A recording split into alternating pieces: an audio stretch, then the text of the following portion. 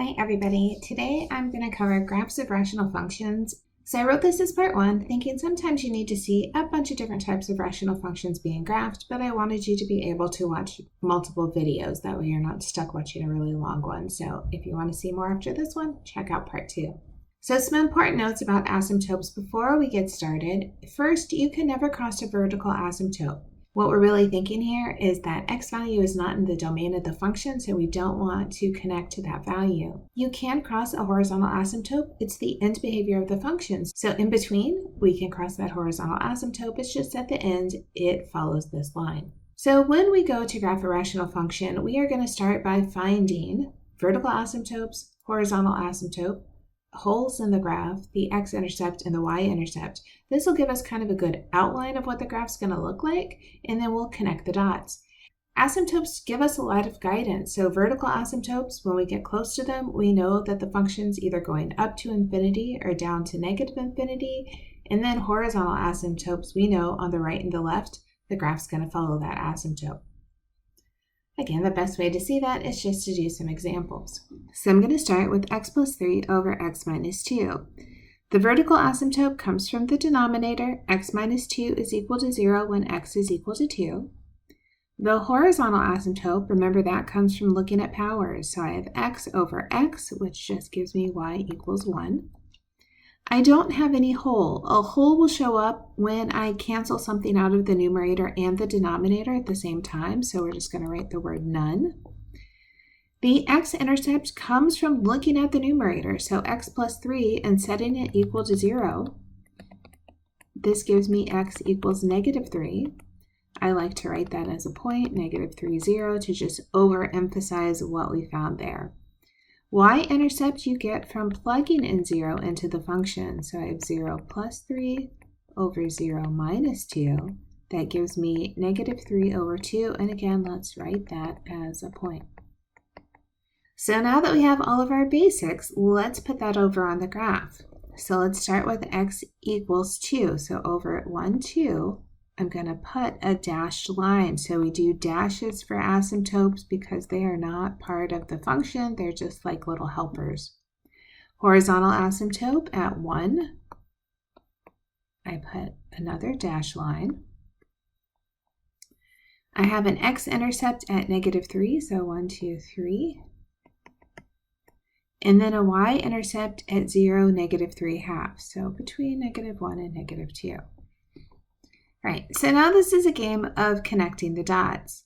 When I look, let's start like on the left side of this line, the x equals 2. I have a top area, I have a bottom area. It will only be in one of those pieces. Why do I say that? Well, think about a function. A function has to pass the vertical line test, so I couldn't have things both like, say, up here and down here. So when we're thinking about connecting the dots, hopefully you see that we should connect these two dots. I should connect the negative 3 to the negative 3 halves, and I hope that looks kind of like a curve more than a line. And then we're going to use the asymptotes to help us finish. So as I go through negative 3 halves, I'm going to go down to kind of follow this asymptote, and then I'm going to go up here to meet this horizontal asymptote. So think that this is curving to kind of straighten it out a little bit. Not the best grapher, but hopefully you get the overall idea of what this looks like. Now on the other side, right, I have this right side of the vertical asymptote. Again, I have two choices. Either I'm up here or I'm down here. And sometimes what we're doing is a process of elimination. I know it is not going to be this part down here. And how do I know that? Because it would cross the x-axis. And we only have one x-intercept. It was over at negative 3. So because I don't have another x-intercept, I know it's not here. Let's get rid of that. That means my graph is going to be somewhere over here, and I'm just going to follow the two asymptotes. So I know it comes down along the x equals 2, and it's going to go over along the y equals 1. It doesn't have to be perfect. I'm really trying not to have to plug points in. I just want this overall view of the graph. So let's try that again. This time I have 5 over x plus 1. I'm going to look for the same pieces. So starting with the vertical asymptote, I have x equals negative 1. This time, the power in the denominator is bigger. I only have a constant on top, but I have an x in the denominator, so that says my asymptote is 0. I do not have a whole because nothing canceled out. Since the numerator is 5, that's never going to be 0, so I do not have an x-intercept. The y-intercept comes from plugging in 0. So I have 5 over 0 plus 1, that's just 5, so I have a 0.05. Starting at my vertical asymptote of -1, and remember, I dash it. Let's pick a different color to really make that y = 0 show up because it's on top of the x-axis. I kind of scaled the y-axis so that I can really show the 0, 5. So here's 1, 2, 3, 4, 5, now with my new scale, and there's my y-intercept. So it doesn't look like I have a lot of information, but that's really okay. Let's start over on the right side this time. I see this 0.5. Is it going to go up towards the asymptote or is it going to go down? Well, look at if it goes down, it's going to cross the x-axis. So we say, well, that can't happen. So we're going to take that away. That says we were right the first time. Our function is going up toward this asymptote that was x = -1. So it's going down there. It's going to cross here on the y-intercept, and as it's headed down, it's just going to head toward this asymptote we have at the x-axis for y = 0. So I have half of it. On the left side, I have no information. I don't see anything above the x-axis. I don't see anything below the x-axis. So this time, we are going to need to pick a test point. I think this happens a lot. When I have an asymptote at y = 0, I end up having to pick a test point. So a test point just means pick something to the left of this x = -1. So why don't we try -2? F of -2 is 5 over -2 plus 1. That's 5 over -1, so I get -5. So -2, 1, 2, 3, 4, 5. So I know I'm down here. Same kind of thing's going to happen. I'm going to follow along the vertical asymptote. I'm going to come up and follow along the horizontal asymptote. You should start to see a pattern of what these look like. If you go back to our last graph, it kind of looked the same, so it just kind of moved around. That's not always the case. We'll look at some others that have a little bit different shape. So let's try this one. I have 6 times x - 12 over x squared - 4. Now that it's getting bigger, my first step should be factor. So I can take a 6 out. I have x - 2. And then in the denominator, I have x plus 2, x minus 2. So here's a case where I have a whole. I have x - 2 in the numerator, x - 2 in the denominator. I'm going to write over here, x can't be 2. Let's write this as a whole. We'll come back to that in a second. Our vertical asymptote is x = -2. I said x plus 2 = 0. My horizontal asymptote, the power is bigger on bottom, and you can do that before you even factor. I have 6x, I have x squared, that says y = 0. I do have a whole, so let's talk about that. I have a whole, and the whole means it's one spot. It's not the whole graph, it is not a line. So the x value of the whole is 2. It's where I said, hey, we have a whole. The y value is 6 over 2 plus 2. So I'm plugging this value of 2 back into this like reduced function. This is 6 over 4, which gives me 3/2. So I know the exact place that the whole is going to occur. The x-intercept, I don't have any. 6 is my new numerator. It's never going to be 0, so let's write none. My y-intercept is f of 0, which is 6 over 0 plus 2. 6 over 2 is 3, so I have an intercept at 0, 3.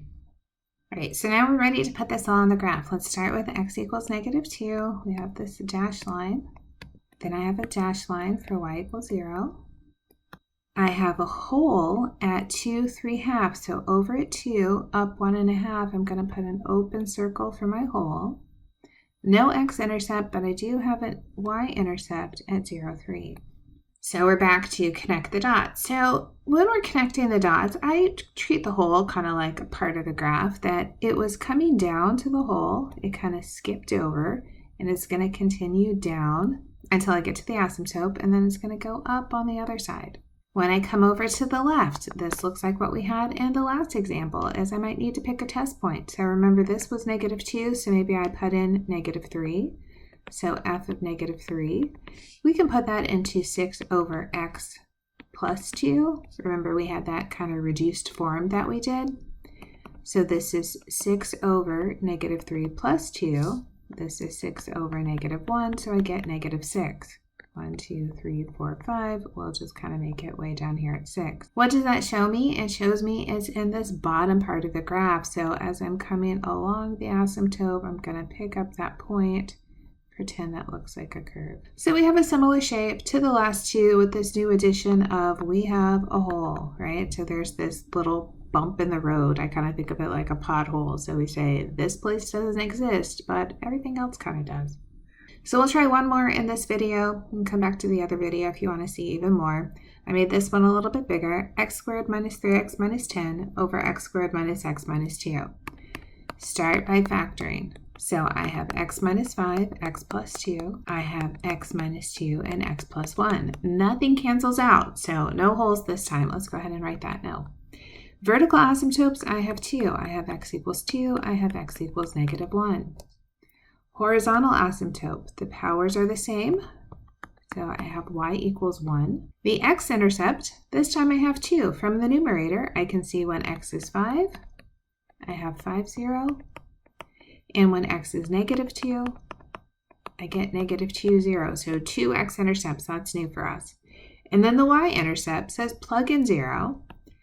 Really what it comes out to be are these two constant terms at the end, but I'll show it the long way. 0 squared minus 3 times 0 minus 10 over 0 squared minus 0 minus 2. Negative 10 over negative 2 gives me a positive 5, so I have 0, 5. So I have 2 x-intercepts, 1 y-intercept, 2 vertical asymptotes, and a horizontal asymptote. So a lot of stuff in this one. Let's start drawing it in. So I'm going to start with at negative 1, then at positive 2, and then a horizontal at positive 1. So I have my asymptotes in. Intercepts at 5, so 1, 2, 3, 4, 5, way over here. And at negative 2, right here. And then a y-intercept, that's 1, 2, 3, 4, 5, way at the top. All right. So the x-intercepts are really helpful. They tell me which regions I'm in. So I'm over here, kind of a little curve. So I'm going along the asymptotes, and that's what the asymptotes are nice guidelines, and then over here. So I know big pieces of my graph. I know 2 of the 3 regions. The last one I have is this point way up here. And right now it might not seem like we know a lot, but we really do. The only choice we have from here is to go up. I need to go up to the left. I need to go up to the right. Kind of looks like a parabola. Why is it going up? Because if it went down, it would cross the x-axis, and we've already used up all of our x-intercepts. Again, that process of elimination is really helpful when we're looking at this. I like this one because you can see all rational functions don't look the same.